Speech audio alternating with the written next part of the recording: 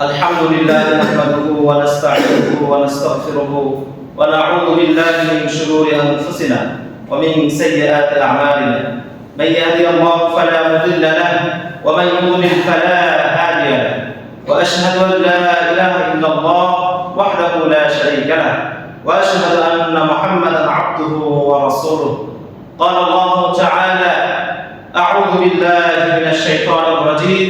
أيها الذين آمنوا اتقوا الله وقولوا قولا سديدا يصلح لكم أعمالكم ويغفر لكم ذنوبكم ومن يطع الله ورسوله فقد فاز فوزا عظيما.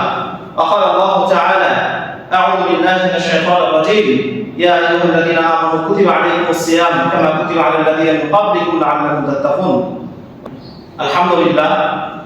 সর্বপ্রথমে মহান আল্লাহ রাব্বুল আলামিনের কৃতজ্ঞতা প্রকাশ করছি যে আল্লাহ রাব্বুল আলামিন আমাদেরকে পবিত্র একটি মাস মাহে রমজানের এই গুরুত্বপূর্ণ একটি মাসে আমরা সিয়াম, কিয়াম, লাইলাতুল কদর সহ যাবতীয় ইবাদত আমরা করে আজকে আমাদের মুসলিম উম্মার সবথেকে বড় যেটি শাআ উৎসবের যে দুইটি দিন আল্লাহ রাব্বুল আলামিন আমাদেরকে দিয়েছেন তার মধ্যে ঈদুল ফিতর একটি অন্যতম। তো এইজন্য আমরা আল্লাহ রাব্বুল আলামিনের শুকরগুজার হচ্ছি যে আল্লাহ রাব্বুল আলামিন আমাদেরকে একটি মাস সিয়াম সাধনা করার পর আমাদের উৎসব করার জন্য, আনন্দ করার জন্য আজকে ঈদুল ফিতর উপহার দিয়েছেন। আমরা ঈদুল ফিতর নামাজ আদায় করার মতো যারা তারা সুযোগ দিয়েছেন, আমরা সেই আল্লাহ রাব্বুল আলামিনের শুকরিয়া আদায় করছি। সকলে বলছি আলহামদুলিল্লাহ। অসংখ্য অনন্ত শান্তির ধারা বর্ষিত হতে তার সর্বকালের সর্বশ্রেষ্ঠ রাসূল নবী মুহাম্মদ রাসূলুল্লাহ সাল্লাল্লাহু আলাইহি ওয়াসাল্লাম। অতঃপর আপনাদের সকলকে এই পবিত্র ঈদুল ফিতরের আন্তরিক শুভেচ্ছা ও মোবারকবাদ জানাচ্ছি। ঈদ মোবারক। তাকাব্বালাল্লাহু মিন্না ওয়া মিনকুম সালিহাল আমাল। আল্লাহ রাব্বুল আলামিন আমাদের সকলের এই যে আমরা একটি মাস সিয়াম, কিয়াম, লাইলাতুল কদর, মানুষকে ইফতার করানো, দান, সাদকা যাবতীয় ইবাদত করেছি, আল্লাহ রাব্বুল আলামিন আমাদের সকলের ইবাদতগুলো কবুল করে নিন, আল্লাহুম্মা আমিন। এবং এই একটি মাস যে আমরা সিয়াম সাধনা করেছি, যে আল্লাহ তাকওয়া অর্জন করেছিলাম, সেই অনুযায়ী আমরা আমাদের মৃত্যু অবধি যেন আমরা ঈমান নিয়ে যেন আল্লাহর কাছে সাক্ষাৎ করতে পারি, আল্লাহ আমাদের সেই তৌফিক দান করুন, আল্লাহুম্মা আমিন। সম্মানিত উপস্থিতি, সংক্ষিপ্ত এই যে আমরা একটি মাস সিয়াম কিয়াম করলাম, সকাল থেকে নিয়ে সূর্যাস্ত পর্যন্ত খানা পিনা, স্ত্রী সহবাস, যাবতীয় অশ্লীলতা থেকে দূরে থাকলাম। অতঃপর আজকে আমরা ঈদ পালন করছি। বিশেষ করে আমাদের সোসাইটিতে, আমাদের সমাজে বিশাল একটা অংশ, বলা যায় বহুল একটা অংশ, আমাদের এই চিন্তা চেতনা বা এমন একটা ধারণা আছে যে আমরা রমজান মাসে ইবাদত করি খুব আনন্দের সাথে, গুরুত্বের সাথে, কিন্তু বড়ই পরিতাপের বিষয়, বড়ই আফসোসের বিষয় যে আমরা রমজান চলে যাওয়ার সাথে সাথে আমাদের সব ইবাদত বন্দী চলে যায়।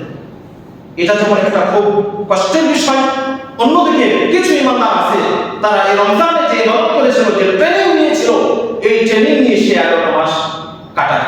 দেখুন, আল্লাহ রাব্বুল আলামিন এই পবিত্র মাহে রমজান মাস আমাদের জন্য কল্যাণ, নাজাত, মাগফিরাত দিয়ে অবতরণ করেছিলেন এবং এই রমজান আজকে বিদায় নিয়ে চলে গেল।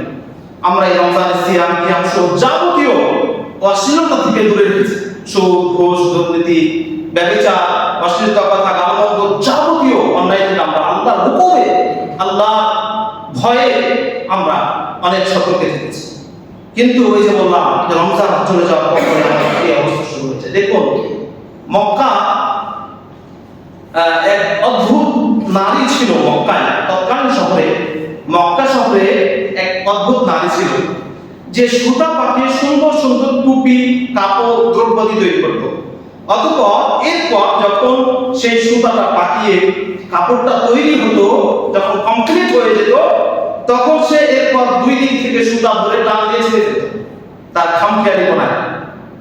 এবং এই কর্মকাণ্ড দেখে তৎকালীন সময়ে মানুষ তাকে পাগল মনে করতো, যে পাগলের তো কাজ, সারাদিন আমি কষ্ট করে একটা সুতা পাকালাম বা একটা সুতা দিয়ে কিছু করলাম, যখন কাজটা কমপ্লিট হয়ে গেল, যখন সেটা পূর্ণতা চলে আসলো, তখন 2 দিক ধরে টেনে ছেড়ে দিলাম।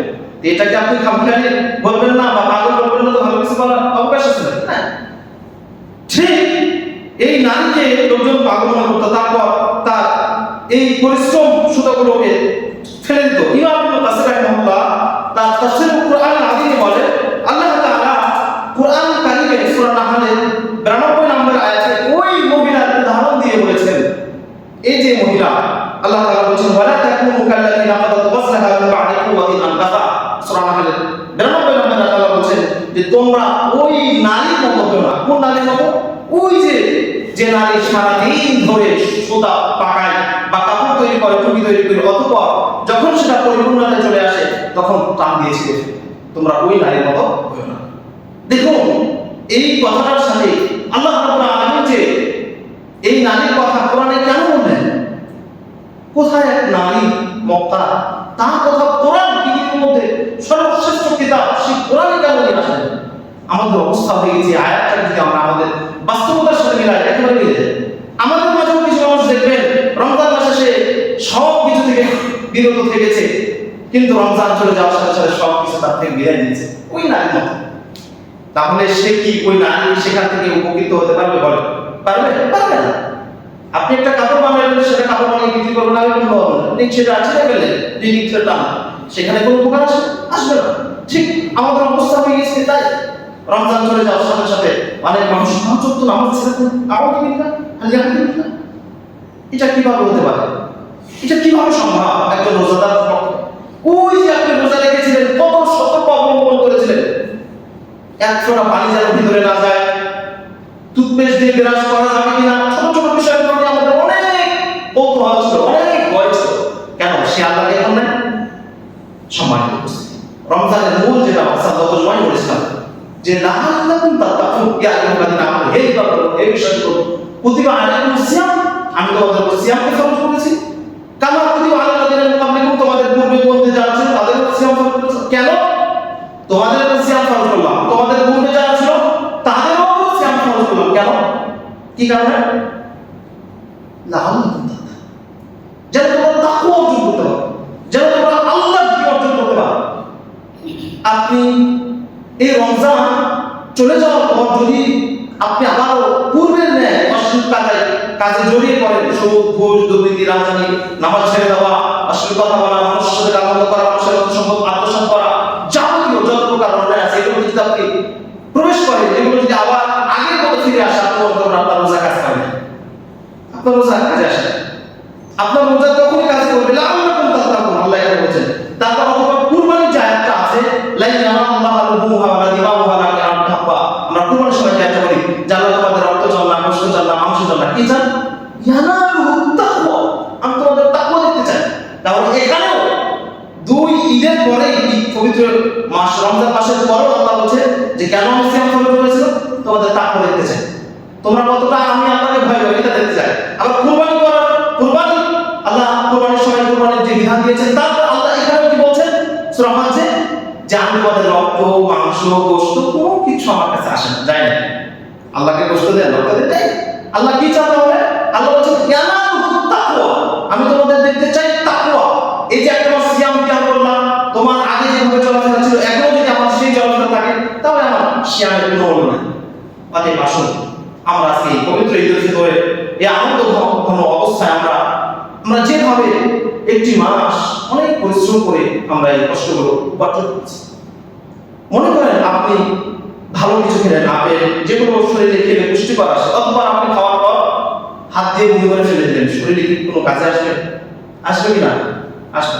ঠিক তদ্রূপ আমরা একটি মাস অনেক কষ্ট করেছি, সিয়াম কিয়াম, অনেক প্রখরতে তৃষ্ণা লেগেছে, ভাত পানি সবকিছু সুন্দর সুন্দর খাবার সাজানো ছিল, চাইলেই খেতে পারতাম। কেন পাই না?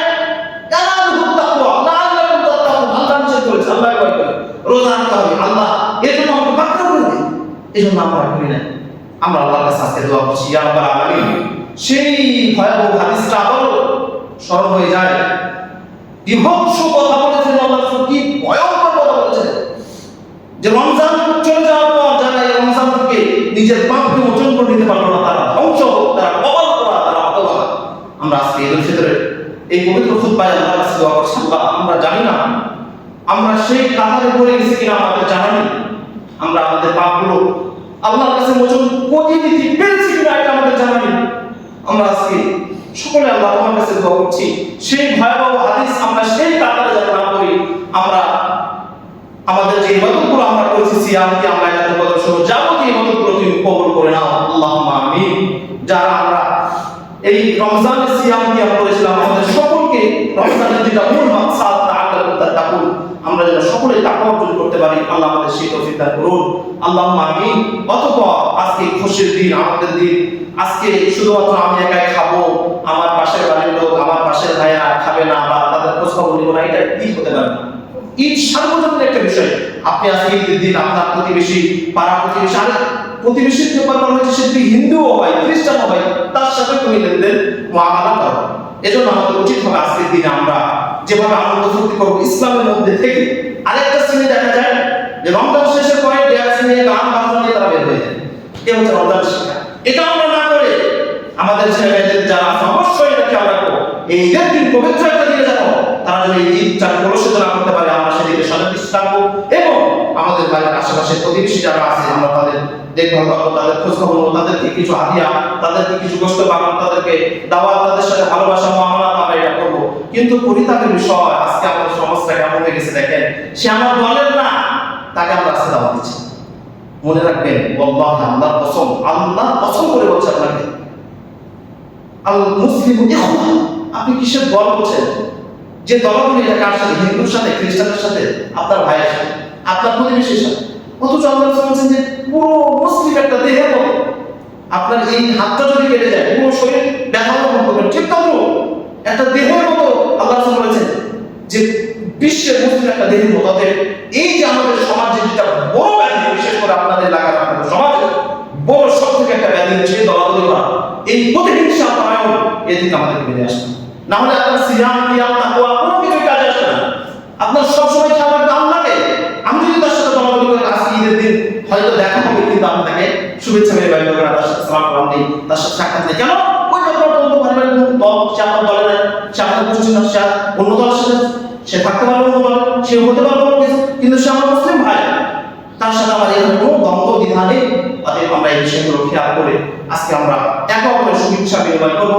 আল্লাহ রাব্বুল আলামিন আমাদের সকলকে যেন এই ঈদের দিনটাকে বিশেষ ইবাদত এবং ইসলামের মধ্যে থেকে আনন্দ উৎসব করার তৌফিক দান করেন এবং আমরা যে সিয়াম কিয়াম করেছি আল্লাহ রাব্বুল আলামিন আমাদের সকলকে যেন কবুল করেন আল্লাহুম্মা আমিন। এবং পরিশেষে আরেকটা কথা বলতে চাই, রমজান মাসে আমরা যেভাবে পাঁচ ওয়াক্ত সালাত জামাতের সাথে করেছি, আপনি পৃথিবীর যে গ্রামে থাকেন রমজানে দেখেন রমজান সিয়াম ছেড়ে দিলে সে কাফের হয়ে যাবে এমন কোনো কথা আপনি দেখাতে পারবেন না। হ্যাঁ গুনাহগার, বড় গুনাহ, কিন্তু ইসলাম থেকে যে বের হয়ে যাবে, কাফের হয়ে যাবে, এই কথা বলার অবকাশ আপনাদের নেই আমাদের। কিন্তু কোন কথা বলার অবকাশ আল্লাহ রাসূল দিয়ে গেছেন? এক ওয়াক্ত সালাত, পাঁচ ওয়াক্ত, এক ওয়াক্ত সালাত যদি আপনি ছেড়ে দেন আপনি কাফের হয়ে যাবেন, কাফের হয়ে যাবেন। তাহলে আমরা এত যে কষ্ট করলাম কোথায় গেল আমাদের ফসল? অতএব আসুন আল্লাহ আমাদের সকলকে তৌফিক দান করুন। আবার আপনাদের সকলকে শুভেচ্ছা জানিয়ে আজকের জুমা আপনাদের ঈদের ফিতরের খুতবা এখানে শেষ করছি। ওয়া মা আলাইনা ইল্লা বালাগ। আসসালামু আলাইকুম ওয়া রাহমাতুল্লাহ।